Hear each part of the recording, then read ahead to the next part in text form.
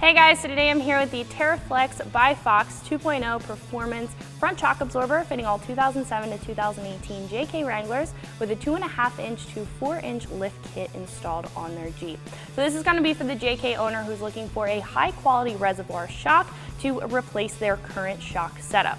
This is going to come with one shock out of the box, so it's going to be perfect for the Jeep owner who already has this setup on their Wrangler and maybe has caused some damage to their shock and is looking for a replacement. So paired with the rear, this is going to give you some very responsive performance, perfect for the street or the trail. These are also going to have a very long lifespan because they are nitrogen charged, and you are getting that external reservoir for some extra valving. Perfect if you're looking to really work your shock and really get the most out of a shock setup. These are also going to be very durable. These have a chrome plated shaft. It's perfect for if a rock kicks up, this isn't going to get damaged very easily. And it also has a T6061 aluminum shock body. So this is going to help out with dispersing some heat over some other options that you may be taking a look at, because that's what we're doing.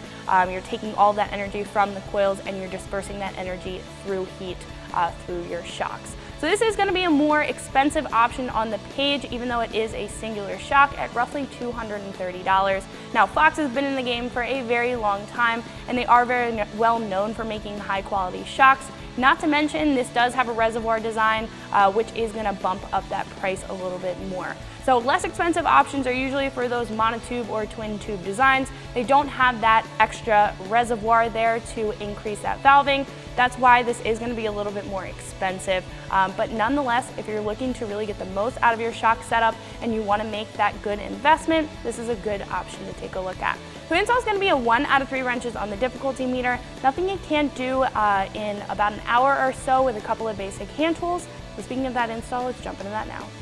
The tools that I used for my install were a pair of vice grips, a small pry bar, a 3/4 inch wrench, an 18mm and a 15mm wrench, a 3/8 inch drive ratchet, a 6mm Allen key, an 18mm deep socket, and an impact wrench. So the first step of this install is to get your Jeep up and off the ground, whether it's on a lift like we have it or on a jack and jack stands, and get the front tire off. Then you're going to want to support the axle. I have a pull jack supporting our axle and taking a little bit of pressure off of our shock, and then we can remove the lower shock bolt. So for that, you're going to need an 18mm socket and an 18mm wrench.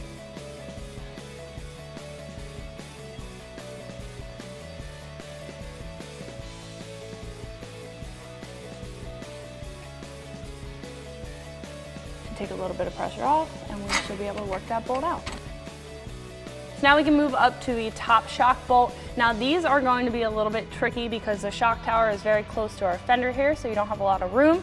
This is also an aftermarket shock, so I'm going to be using a 15mm wrench in order to remove that top nut.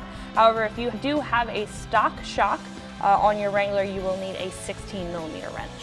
So to make your life a little bit easier, what I would recommend to do is hit the top threads with a little bit of PB Blaster or WD-40, any penetrating lubricant.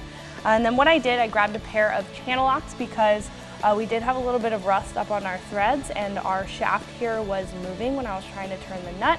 So I took a pair of channel locks and I used that as basically a wrench to keep this still and help me get that top nut off. Now if you have a factory shock, you're just going to use 2 16mm wrenches because there is a shaft nut on there that will be able to keep the shaft still.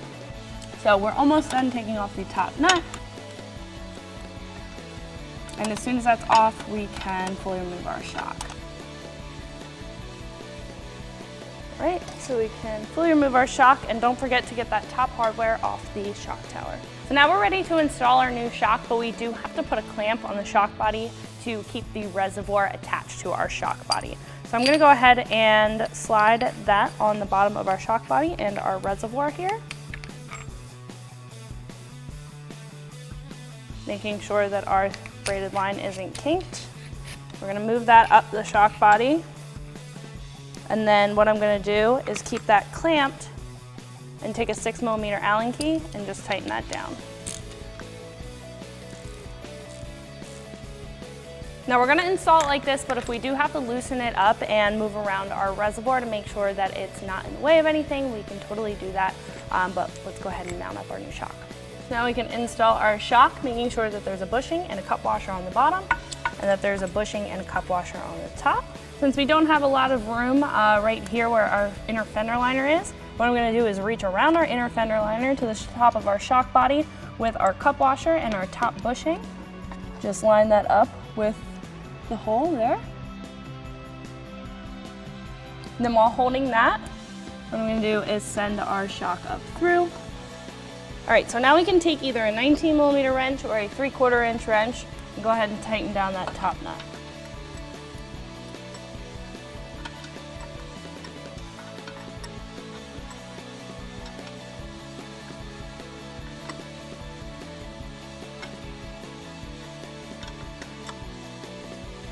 All right, so you want to make sure that you don't over tighten it. You just tighten it to a point where you see the bushing just bulge a little bit, but now we can go down to the bottom and bolt up the bottom of our shock.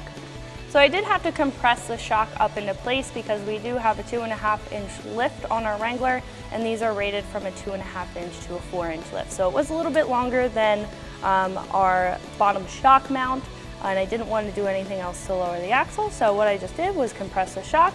Got a pry bar in here, and now we're just going to line that up. Use our factory bolt to secure that down.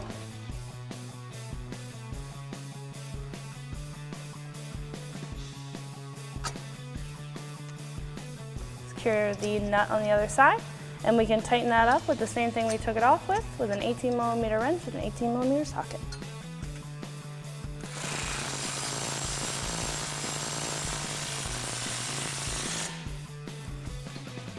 So after everything's tightened up, then you're all set to go. All you have to do is throw your tire back on and lower your Jeep down to the ground. So that's going to wrap it up for my review and install. Make sure you like and subscribe, and for more videos like this, always keep it right here at ExtremeTerrain.com.